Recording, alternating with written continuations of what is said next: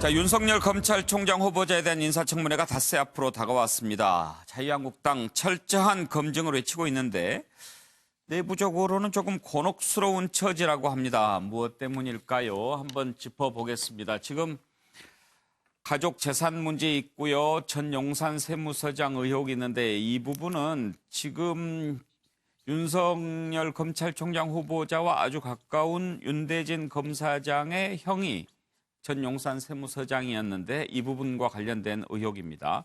자, 이러저러한 문제들이 있어서 또 무엇보다도 현 정부의 가장 신뢰받는 그런 검찰총장 후보자라서 자유한국당 단단히 벼르고 있는데 마구 공격을 하자니 뭔가 좀 부담스러운 면들이 있다는 겁니다. 한번 짚어보겠습니다. 관련된 녹취 먼저 들어볼까요? 우리나라 인사청문회 제도에 잘못된 관행에 대해서 여러 차례 이야기가 있었습니다.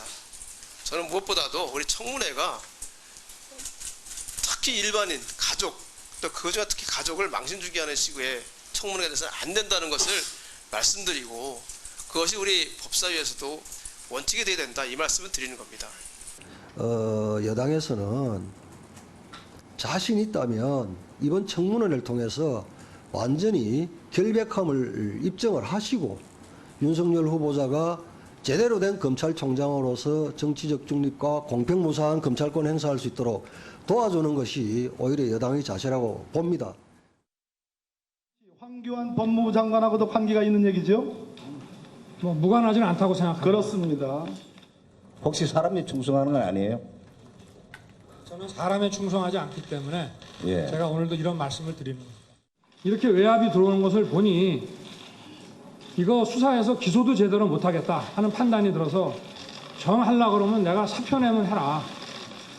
이런 말씀을 하시길래 저는 이게 검사장님 모시고 이 사건을 계속 끌고 나가기는 불가능하다는 판단을 했습니다.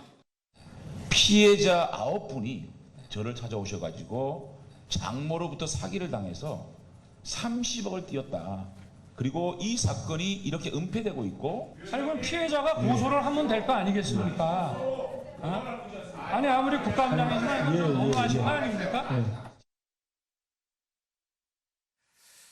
예. 자, 이제 청문회가 벌어지면 어떤 부분이 연출될지 지금부터 관심이 좀 모아집니다만 노영희 변호사께 먼저 좀 여쭤볼까요? 지금 자유한국당 어떤 점들이 좀 곤란스러운 부분일까요? 아무래도 이제 지금 고소고발된 의원들이 많고 이제 수사에 결국 이제 최종 지휘권이 또 이 검찰총장에게 있기 때문에 좀 불편한 부분도 사실 있을 것 같고요. 또 하나는 황교안 전 총리, 전 법무부 장관 시절에 그 윤석열 그 후보자가 2013년도 국정조사인가요? 그때 나와가지고 외압에 대해서 얘기를 한번 한 적이 있었지 않습니까? 그러다 보니까 이제 황교안 그 후보 당 대표에 대해서 사실은 오히려 공격할 수 있는 포인트를 우리가 더 열어주는 거 아니냐라는 좀 걱정이 좀 나올 수도 있을 것 같습니다. 예. 정진환 교수께서 보시기에는요. 뭐 거의 노영희 변호사랑 같이 보고 베껴 쓴 것 같이 비슷한데요. 일단은 그 여당 입장, 민주당 입장에서는 좀 약간 이게 뭐 구체적인 뭐 흠결이라든지 이런 것은 크게 문제될 것 같지는 않아요. 지금까지 나온 것만 놓고 본다면. 근데 가장 고민은 역시 검찰 개혁의 향배일 것 같습니다. 자, 유명한 말 있지 않습니까? 윤석열 그 검찰자 후보자가 하는 사람에게 충성하지 않는다 그랬잖아요. 근데 지독한 검찰주의자로 알려져 있거든요. 자, 그러면은 과연 검경 수사권 조정, 또 공수처 설치 여기에 대해서 아직까지 좀 분명한 입장이 아직 안 나왔거든요. 이런 부분에 대해서 과연 여권의 입장을 반영한 리더십을 검찰총장 후보자가 보여줄 수 있을 것인지 이게 사실은 좀 고민일 것 같고요. 자, 한국당 입장에서는 자, 피고발인 신분으로 지금 청문회를 해야 된단 말이에요. 강력 검증 목소리 높이고 있지만 벌써 법사위원 17명 중에요. 9명이 검찰 출신이고 또 이번에 그 패스트트랙 고발된 의원들이 대다수란 말이에요. 자, 이런 것들이 결국은 맹탕 청문회가 되지 않겠나 이런 좀 추측도 하는 것이고 또 이게 의외로 황교안 외압 사건 이른바 제2의 박영선 청문회처럼 황교안 청문회로 변질되지 않을지 불똥이 튀지 않을지 그걸 아마 걱정할 것 같습니다. 그런 점들이 이제 좀 신경이 쓰인다는 거죠. 네네. 예, 정혁진 변호사요. 일단은 그 윤석열 검찰총장 후보자는 여러 가지 면에서 아주 독특하신 이력을 가진 분이 검찰총장이 되는 거예요, 만약에. 예. 첫 번째는 중간에 변호사 한 8년 검사하고 나갔다 들어온 분이거든요. 예. 이런 경우에 검찰총장 된 적이 한 번도 없었어요. 그렇죠. 두 번째는 뭐 중앙지검장이니까 굉장히 핵심적인 보직이지만 검사장 한 번 하고 그다음에 검찰총장 된 적도 없어요. 그런데 제가 봤을 때 가장 핵심적인 거는 윤석열 검찰총장 후보자가 중징계를 받은 경력이 있어요. 예. 정직이라고 하는 중징계를 갖다가 받았는데 왜 이런 중징계를 받았느냐?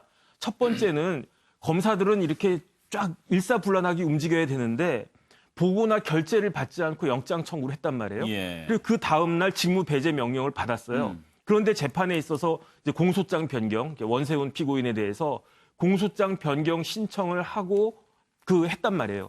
그래서 이렇게 검사로서 할 수 없는, 일반적인 경우에는 할 수 없는 일을 했기 때문에 정직이라고 한 중징계를 받았는데, 근데 여기에서 이제 윤석열 총장 후보자가 어떤 이야기를 했냐면, 그 당시 법무부 장관이 황교안 지금 그 대표인데, 수사 지휘권을 행사했다라고 폭로를 갖다 했단 말이에요. 예. 그러니까 쉽게 말하면은 이렇게 그 수사 지휘권 행사한 황교안 대표가 잘못한 거냐, 아니면은 그 검사가 명령을 갖다 제대로 받지 않고 징계까지 받은 것이 잘못된 것이고 그 징계가 합당한 것이냐, 이 두 가지가 이번 청문회에서 거의 진검승부처럼 아주 예. 치열하게 다퉈질 수밖에 없지 않나 생각합니다. 그래요. 이제 아까 정기랑 교수 지적하셨듯이 어느 정도 공격을 잘못하다가는 또 변질이 될 수도 있는 그런 곤혹스러운 점이 있겠죠.